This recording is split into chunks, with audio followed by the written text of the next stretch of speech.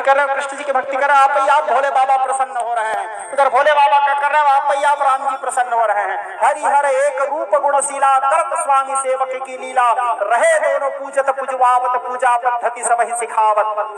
दूसरा, हरि और हर में कोई भेद भी नहीं है। यदि आपके मन में हरि और हर को लेकर के भेद दृष्टि हुआ तो ना आप कभी हरि को प्राप्त कर सकते हो, ना कभी आप हर को प्राप्त कर सकते हो। शिव जी में और नारायण जी में अंश मात्र भेद की बुद्धि नहीं होना चाहिए। शिव ही नारायण है या नारायण ही शिव है। शिवस्य हृदयम विष्णु, विष्णुश्च हृदय शिव। शिव के हृदय ही विष्णु हैं या विष्णु के हृदय ही शिव हैं। भगवान शिव को परम वैष्णव कहा गया है।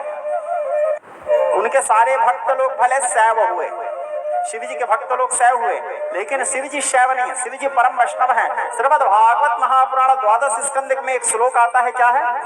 वैष्णवानां यथा शंभु। जिस प्रकार वैष्णवों में अग्रगण्य वैष्णव कौन है? भगवान शंभु हैं। भागवत जी के श्लोक कहता है वैष्णवानां यथा शंभु, परम वैष्णव भगवान शिव और परम शैव भगवान नारायण जी हैं। क्योंकि वो निरंतर शिव शिव शिव शिव शिव शिव और ये निरंतर हरि हरि हरि हरि। आप लोग देखना, महामंत्र सोई जपत महसु, निरंतर भगवान महादेव केवल राम नाम का ही जप करते हैं। राम राम राम राम राम राम राम। हरि और हर में आप लोगों से भी मेरा विनम्र निवेदन है, अनुरोध है, प्रार्थना है। शिव महापुराण के पहले ही दिन आप लोगों से प्रार्थना है मेरा, कभी भी भगवान महादेव में और भगवान नारायण में भेद की दृष्टि मत देखना। क्योंकि यदि आप महान पाप माना गया है उसको, यदि आप महादेव में और नारायण जी में भेद देख रहे हो, जगन्नाथ जी में और शिव जी में सदाशिव में भेद देख रहे हो, ना आप कभी सदाशिव को प्राप्त कर सकते हो, ना ही आप कभी नारायण जी को प्राप्त कर सकते हो। शिव ही हरि है या हरि ही शिव है। अभी थोड़ी देर बाद ये कथा भी आएगा, आप लोगों को उस कथा के माध्यम से भी समझाऊंगा दोनों कैसे एक हैं, दोनों एक कब से हुए। तो शिव महापुराण की कथा निरंतर भगवान महादेव के इस प्रकार, और आखिरी कथा श्रवण के उपरांत हो सके तो गीता पाठ करवाएं। गीता पाठ करवा करके ब्राह्मण को यथाशक्ति दक्षिणा देकर विदा करें। हो सके तो बंधु बांधवों को भोजन करवाना चाहिए। रात्रि काल में हो सके तो शिव नाम संकीर्तन करते हुए राम नाम, क्योंकि राम नाम भगवान शिव को बड़े प्रिय है। शिव जी के सामने आप राम जी का कीर्तन करोगे तो शिव जी खुश होंगे ही। राम जी के सामने, कृष्ण जी के सामने आप यदि शिव नाम का कीर्तन कर रहे हो तो राम जी खुश हो जाएंगे।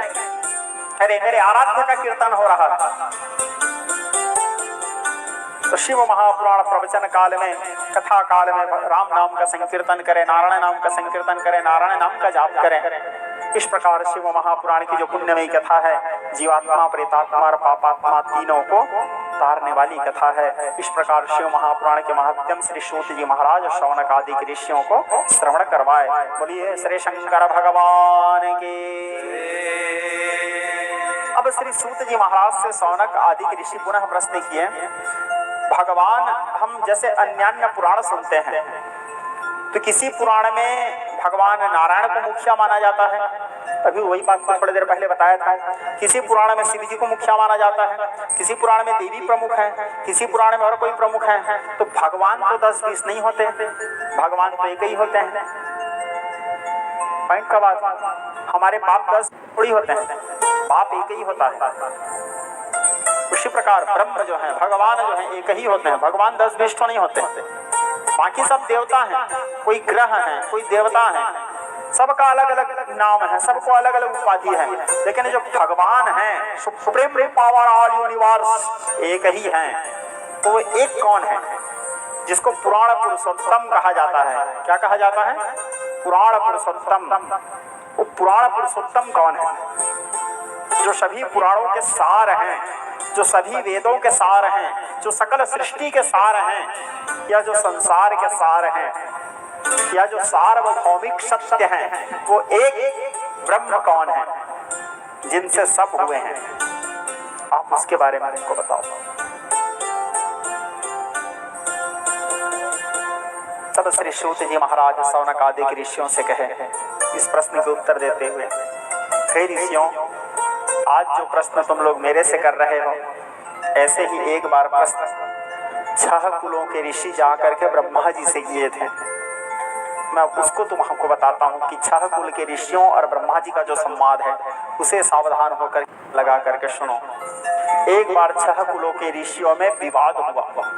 विवाद मतलब में लड़ाई झगड़ा वाला विवाद नहीं, संत महात्माओं में विवाद वाला लड़ाई नहीं होता था, संवाद युक्त विवाद था। ठीक है, कोई बोलते थे भगवान विष्णु परम ब्रह्म है, कोई बोलते थे दुर्गा जी परम ब्रह्म है, कोई बोलते थे शिव जी परम ब्रह्म है, कोई बोलते थे और किसी को परम ब्रह्म है। तो वास्तव में पुराण पुरुषोत्तम कौन है? सब लोग अलग अलग को पुराण पुरुषोत्तम मानते थे। पुराण पुरुषोत्तम तो सब नहीं हो सकते, कोई एक ही होंगे। तो वो एक कौन है पुराण पुरुषोत्तम? तो छह कुलों के ऋषियों के बीच में संवाद युक्त विवाद हुआ। तो सब लोग बोले चलो एक काम करते हैं, ब्रह्मा जी से पूछते हैं। और सब लोग चले गए ब्रह्माणाम शरणम ययो, ब्रह्मा जी के शरण में। और जाकर के ब्रह्मा जी से छह कुल के ऋषियों ने प्रश्न किया। ये सूत जी बता रहे हैं सौनकादिक ऋषियों को, कहा तीर्थराज प्रयाग में। ब्रह्मा जी से पूछे कि हे ब्रह्मदेव, वास्तव में पुराण पुरुषोत्तम कौन है? वेदांत वेद्य कौन है? भगवान कौन है? ब्रह्मा जी बोले कि हे ऋषियों, पुराण पुरुषोत्तम तो एक ही है और वो केवल भगवान सदाशिव है। भगवान यदि कोई है तो वो केवल भगवान सदाशिव है। भगवान केवल सदाशिव को ही कहा जा सकता है, सबको भगवान नहीं बोल सकते। सब उनके रूप होंगे, अंश होंगे। ठीक है, जैसे भगवान के बहुत से अंश हैं तो सब उनके अंश हैं। कोई अंशावतार है, कोई कला अवतार है, कोई आवेशावतार है, कोई प्रयोजनावतार है, लेकिन भगवान केवल सदाशिव है। या फिर आदि नारायण है, या फिर आदि नारायण है। या तो केवल भगवान सदाशिव को भगवान कह सकते हो, या तो केवल जगन्नाथ जी को, नारायण जी को भगवान कह सकते हो। बाकी सबको हम भगवान नहीं मान सकते। लेकिन इन दोनों में किसी को भी हम भगवान बोल रहे हैं तो यहाँ पे ध्यान रखना आवश्यक है कि ये दो नहीं है, एक है। जैसे कि यहाँ पे जगन्नाथ जी रखा है, आप सब लोग देख रहे हैं, मैं देख रहा हूँ, मेरे को एक अलग स्वरूप दिख रहा है जगन्नाथ जी का। उधर से आप लोग देख रहे हो, आप लोगों को जगन्नाथ जी का एक अलग स्वरूप दिख रहा होगा पीछे से। इधर आप लोग बैठे हो साहू जी, आप लोगों को जगन्नाथ जी का एक अलग स्वरूप दिख रहा है इधर से। इधर वाले लोगों को एक अलग स्वरूप दिख रहा है, लेकिन है एक ही। चारों दिशा में चार लोग बैठे हैं, चारों दिशा के लोगों को अलग अलग स्वरूप दिख रहा है, लेकिन है एक ही। ठीक उसी प्रकार वो जो ब्रह्म है वो एक ही है, चाहे शिव हो या नारायण हो। शिव जी और नारायण में कोई भेद नहीं है। दूसरा, परम ब्रह्म केवल उसी को कहा जाता है, पुराण पुरुषोत्तम केवल उसी को कहा जाता है जो सकल भी हैं और जो निष्कल भी हैं। एक एक शब्दों को ध्यान से सुनो, जो सकल भी हैं और जो निष्कल भी हैं, केवल उसी को पुराण पुरुषोत्तम कहा जाता है। अब सकल किसे कहते हैं, निष्कल किसे कहते हैं? सकल कहने का तात्पर्य जैसे कि हाथ हैं, जिसके पैर हैं, मुंह हैं, कान हैं, नाक हैं, आंख हैं, उंगलियां हैं, बाल हैं, ठीक है, नाभि है, पेट है, छाती है, यानी जिसके संपूर्ण शरीर हैं उसको यानी जिसके संपूर्ण शरीर हैं उसको बोलते हैं सकल। और निष्कल, निष्कल किसे कहते हैं? जिसके ना हाथ है, ना पैर है, ना मुंह है, ना कान है, जो निर्गुण स्वरूप में है या जो शून्य स्वरूप में है, जो शून्य के भांति है, ज्योतिर्मय स्वरूप, निर्गुण, उसे कहते हैं निष्कल। तो इंद्र क्या निष्कल है? केवल सकल है इंद्र। अग्नि क्या निष्कल है? सकल है। राहु क्या निष्कल है? केतु क्या निष्कल है? या अन्य कोई भी देवी देवता जो हैं क्या निष्कल हैं? नहीं, केवल सकल हैं। उनके हाथ पैर मुंह आंख कान नाक वाले हैं, लेकिन निष्कल केवल मात्र भगवान नारायण हैं और निष्कल केवल मात्र भगवान सदाशिव हैं, और सकल भी हैं वो दोनों। भगवान नारायण जी के आप लोग देखते हैं, हाथ है, पैर है, मुंह है, कान है, नाक है, सब है। भगवान सदाशिव के भी संपूर्ण शरीर है, हाथ है, पैर है, गोद में गणेश जी हैं, एक गोद में माता अशोक सुंदरी हैं। शिव जी के संपूर्ण वाम विभाग, गिरजा वाम भाग में जगदम्बा विराजमान है, संपूर्ण शरीर है, यानी सकल है। और निष्कल यानी जिसके कोई स्वरूप नहीं है, ज्योतिर्मय स्वरूप। आप लोग देखना, लिंग केवल शिव जी के होते हैं, बाकी देवी देवताओं के लिंग नहीं होते। लिंग केवल शिव जी के, ज्योतिर्मय स्वरूप केवल शिव जी के हैं, या ज्योतिर्मय स्वरूप केवल नारायण जी के हैं। नारायण जी भी लिंग स्वरूप में है। आप लोग शालिग्राम भगवान देखे हो?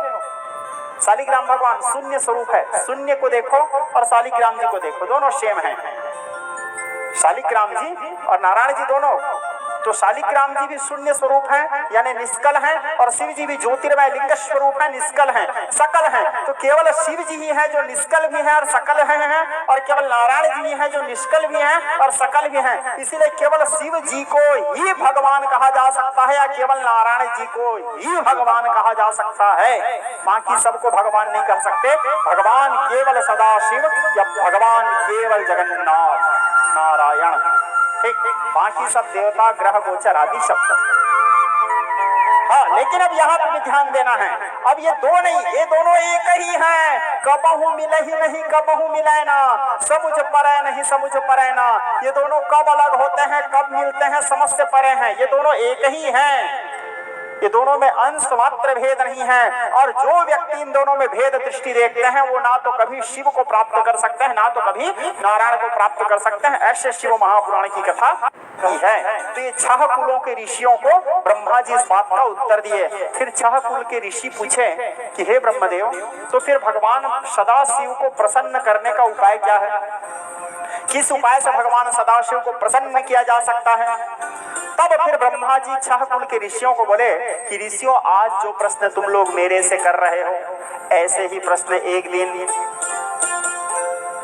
सनत कुमार व्यास जी के बीच में जो संवाद हुआ था, उस संवाद में बात आता है